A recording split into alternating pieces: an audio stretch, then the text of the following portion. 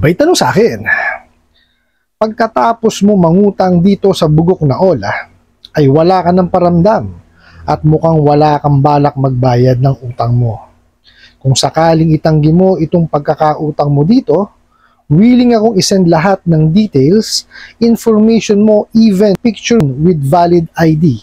At kung walang payment na mag-reflect dito until 1 p.m., may endorse na itong account mo sa Field Collection Department at ang aming field officers and field collectors na makikipag-coordinate sa barangay officials ng iyong barangay regarding dito sa overdues account mo. Settle your principal for close account, valid only at 1 p.m. today. Alright, napakagandang katanungan po nito. Pero bago ho natin sasagutin, imbitahan ko muna sana kayo na pakisuportahan po sana ang aking mga social media accounts sa YouTube, Facebook, and TikTok. Tingnan nyo. Kakaiba ho sila magpatunay ng utang, di ba? Okay, so willing daw ho sila no padala lahat ng mga details niyo, information, even valid valid IDs niyo para lang mapatunayan daw na may utang kayo sa kanila kung sakaling itatanggi niyo. Okay? Aalamin po natin dito sa ating video na to kung tama ba yung ganong klase ng proseso. Okay, pero bago ho yan, disclaimer po muna. Hindi po ako abogado. Ako po yung maniningil. Lahat po na sinasabi natin sa ating mga video is based on my experience at syempre po sa ating pong pagsasaliksik at pagtatanong sa ating mga kaibigang mga abogado. At isa pa po, hindi ko po inukonsente ang hindi pagbabayad ng utang. Dahil ang utang ay isang obligasyon na kailangan po nating bayaran. Ang hindi po ako pabor ay dun sa maling pamamaraan ng pautang at maling pamamaraan ng paniningil. Sagutin po natin yung pinadala niyo pong mensahe. Okay, tignan niyo ho dito ho natin mapapanunayan na wala talaga silang kontrata. Bakit? Tingnan nyo ho Ang sabi daw ho nito, pagkatapos daw humangutang doon sa bugok na ola na to, wala na raw kayong pakiramdam at mukha daw wala na kayong balak magbayad ng utang. Okay, una, ito. Paano ho nila na-assess or paano nila nalaman na wala na kayong balak magbayad? Okay? Ginawa nyo na ba lahat yung pamamaraan ninyo ng paniningil? O ginawa nyo lang lahat ng pamamaraan ng pangaharas? Mga bugo kayo. Kasi hindi mo masasabi agad na itong tao na to wala nang balak magbayad ng utang kung hindi pa lang nakakabayad. Diba? Ano bang ginawa mong aksyon? Diba? Tinawagan mo ba? Kinausap mo ba ng maayos yung kliyente mo? Kung ano ba yung nangyari? Tinanong mo ba muna? Inalam mo ba muna? Kung ano yung dahilan, ba't di makakabayad? Di ba hindi? Kasi ang gawain po ninyo, babalagbagin nyo kagad ng tawag. Wawalang niya inyo ng message. Di ba? Pati yung mga walang kinalaman sa utang, tatawagan nyo na. O, sinong tao ang magaganahan na magbayad kung ganyan ang diskarte ninyo? Di ba?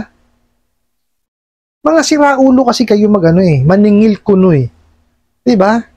Hindi ho ganyan. Diba? Tsaka isa pa, uulitin ko ulit, lagi ito sa aking mga video. Maliho kasi yung pamamaraan nyo ng pagpapautang. Diba? Walang proper credit investigation. Hindi nyo dinidiscuss, yung obligasyon ng inyong mga kliyente. Bukod doon, sa simula pa lang, false na yung advertisement ninyo.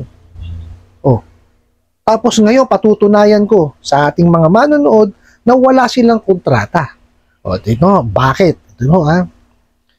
Kasi sabi niya mukhang wala na daw yung balak magbayad. Okay? Kung sakali daw po na itanggi ninyo yung pagkakautang, eto raw po gagawin nila. Willing daw isend lahat ng details at information mo, even the pictures and valid ID. Ano daw? Mga tanga talaga tong mga to Hindi ho yan ang dapat yung pagpapatunay kung sila ay may utang. Kung kayo talaga sinasabi nyo may kontrata sa inyo, yun ang pagpapatunay na may utang sila sa inyo. Di ba? Kaya wala kayong lakas ng loob na magsampa ng demanda kasi wala kayo nun. Diba? Meron kayo mga pananakot letter. Yun lang. Sige nga. Kasi ito yung mga sinasabi po ninyo rito is yung details and information. Bakit meron kayo nun? Kasi nag-apply sa inyo ng utang. Kailangan nyo yun para gamitin nyo sa pag-i-evaluate ninyo. Di ba?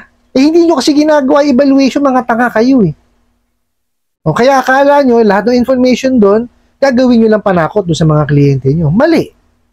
Di ba? Isa pa. Even daw yung picture with valid ID, documentary requirements yun Di ba? Kasama din dapat yun sa evaluation sa simula ng pagpapautang. Sabi nga sa inyo, hindi nyo kasi alam yun. Di ba? Hindi nyo alam yung purpose ng hinihingi nyong information tsaka yung mga documentary requirements kagaya ng valid ID tsaka mga pictures. Diba? Kasi documentary requirements yung para i-evaluate nyo kung karapat-dapat ba papahiramin yung ng sa inyo nag-a-apply ng utang. Diba? Hindi nyo kasi alam yun. Ang alam nyo, kaya nandyan yan, ipananakot nyo. Diba? Gagawin nyo siyang collateral. Mga siraulo. So, ano ang pagpapatunay nito? Wala kayong kontrata. Diba? Maliwanag na maliwanag. Kasi, bakit mo sasabihin sa mensahe, na ito ang ibibigay mo o ipadadala mo sa kanya para mapatunayan na siya may utang kung itatanggi. Di ba? So, wala kayong kontrata. Meron kayo terms and condition. Uulitin ko. Ang terms and condition po, iba yan sa loan contract. Okay?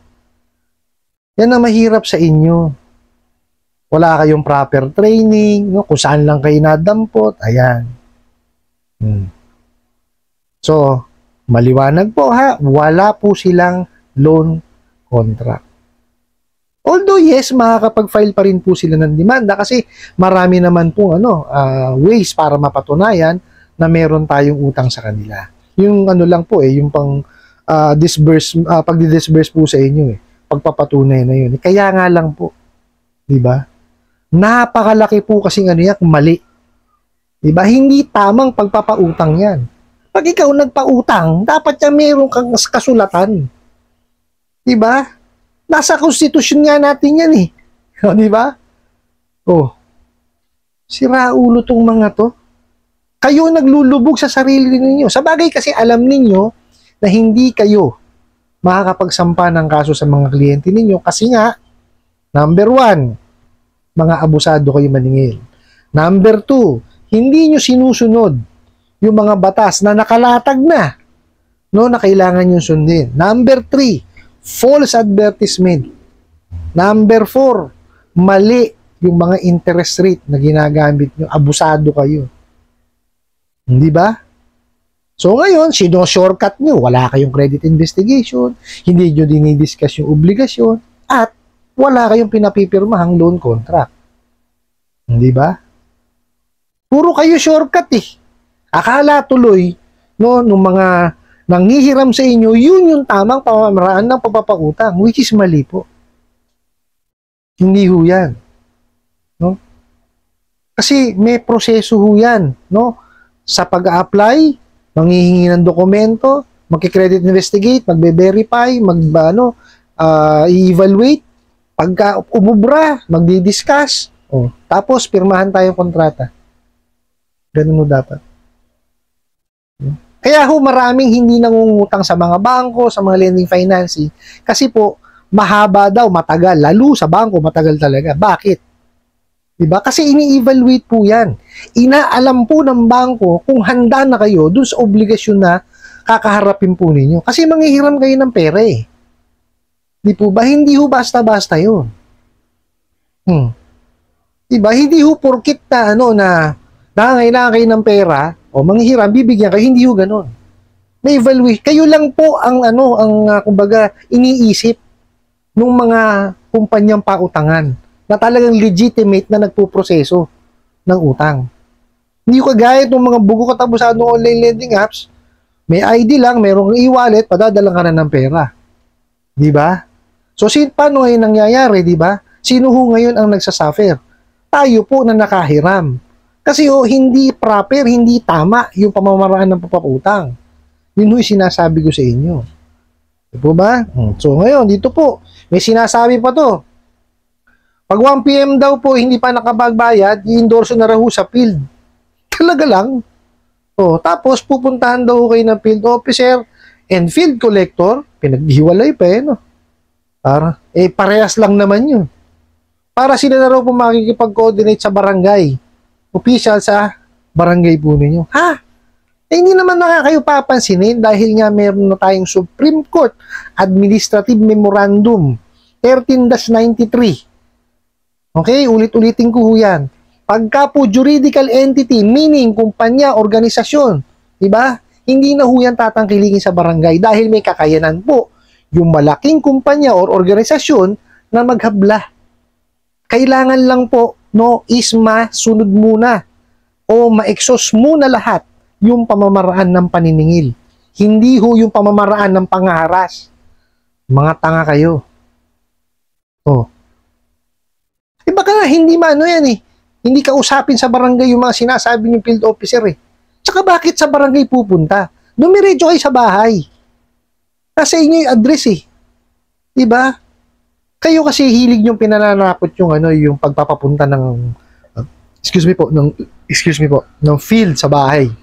Diba? Which is traditional na pamamaraan po ng paniningil yan. Ginagawa niyong panakot. Ba't ano gagawin niyo pag nakarating kayo sa bahay ng kliyente ninyo? Baka kapanggulo ba kayo doon? Mga bugok. Baka doon kayo makakulong. No? Sinisira niyo yung imahe ng mga maniningil na kagaya ko Diba? Kami pumupunta sa bahay, nakikipag-usap kami sa kliyente namin, nakikipag-negotiate kami. Diba? Walang taong o walang kolektor o maniningil sa field. Ang gagawin na manggulo sa poder ng kliyente. Sira ulo? Seriosip itong mga to. Huwag niyong gawin panakot yung mga hanap buhay namin. No? Nagtatrabaho kami ng matino. No? Huwag niyong pananakot ng pagpipis. Doon sa mga nanonood, dito po sa nagpadala ng mensahe na to, wag niyo katakutan kung pupuntahan kayo sa bahay. Kausapin niyo maayos, singan niyo ng ID para malaan po ninyo kung talagang doon sa sinasabi niyang kumpanya na yung naghahanap buhay. Itawag niyo po. Di po ba? At wag kayong magbabayad diyan pagka wala official receipt. Tsaka hindi ko ini-encourage kasi talaga na magbayad kayo sa mga sa mga field officer or field collector kasi merong yung payment channel doon kayo magbayad para sigurado. Doon sa nagpadala, ulitin ko, wag ho yung baga wag kayo matakot sa mga field na yan. Okay? Entertain nyo sila. Tingnan nyo kung ano yung may bibigay sa inyong payment option. Tsaka kayo mag-negotiate. Di po ba? Kasi ang paniningil po dapat yan two-way Diba? Hindi po pwedeng yung maniningil lang na nasusunod. Okay po? Sana po naintindihan, Kasi, kaya ko dinidiscuss sa inyo to para at least armado kayo. Ibig sabihin, meron kayong alam. Hindi yung tayo, kumbaga, kung ano sabihin ng OLA, yun na yun. Hindi yung ganon. So, ulitin ko po, dun sa nagpadala po ng mensahe, huwag kayo matakot sa kolektor, wag ho kayo maniniwala na nakakatakot po yung pagpapadala ng field officer dyan sa inyong lugar. I hope nasagot ko po itong katanungan na to at sana po'y makatulong. Maraming salamat po sa inyong walang sawang pagsupport at panonood sa aking mga video. Maraming salamat po sa inyong pag-like, pag-share, pag-comment at pagtatanong. And kunin ko na rin po itong opportunity na imbitahan po sana kayo na pakisuportahan po sana aking mga social media accounts sa YouTube, Facebook, and TikTok. Hanggang sa muli po. Yun lang.